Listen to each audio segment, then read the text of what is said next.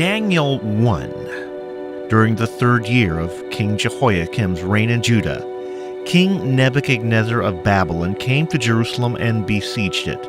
The Lord gave him victory over King Jehoiakim of Judah and permitted him to take some of the sacred objects from the temple of God. So Nebuchadnezzar took them back to the land of Babylonia and placed them in the treasure house of his God.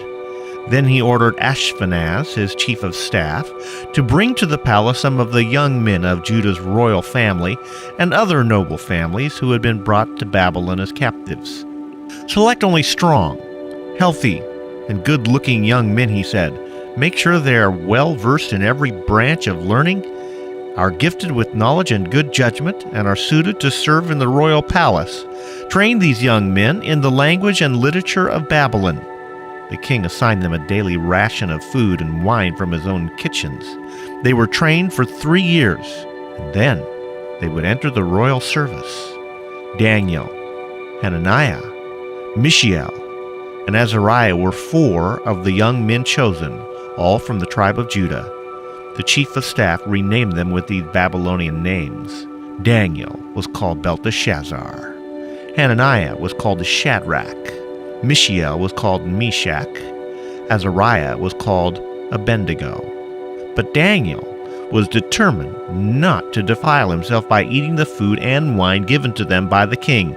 He asked the chief of staff for permission not to eat these unacceptable foods.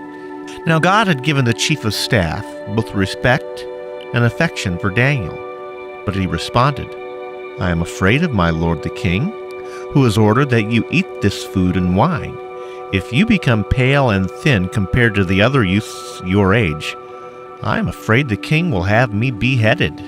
Daniel spoke with the attendant, who had been appointed by the chief of staff to look after Daniel, Hananiah, Mishael, and Azariah. "Please test us for 10 days on a diet of vegetables and water," Daniel said. "At the end of 10 days, see how we look compared to the other men who are eating the king's food. Then make your decision in light of what you see." The attendant agreed to Daniel's suggestion and tested them for 10 days. At the end of 10 days, Daniel and his 3 friends looked healthier and better nourished than the young men who'd been eating the food assigned by the king. So, after that, the attendant fed them only vegetables instead of food and wine provided for the others.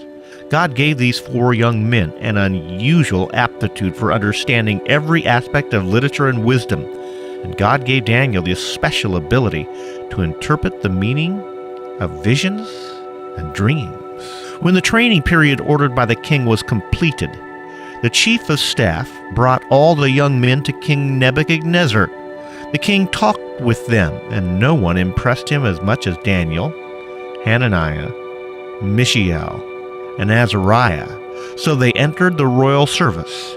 Whenever the king consulted them in any matter requiring wisdom and balanced judgment, he found them 10 times more capable than any of the magicians and enchanters in his entire kingdom. Daniel remained in the royal service until the 1st year of the reign of King Cyrus.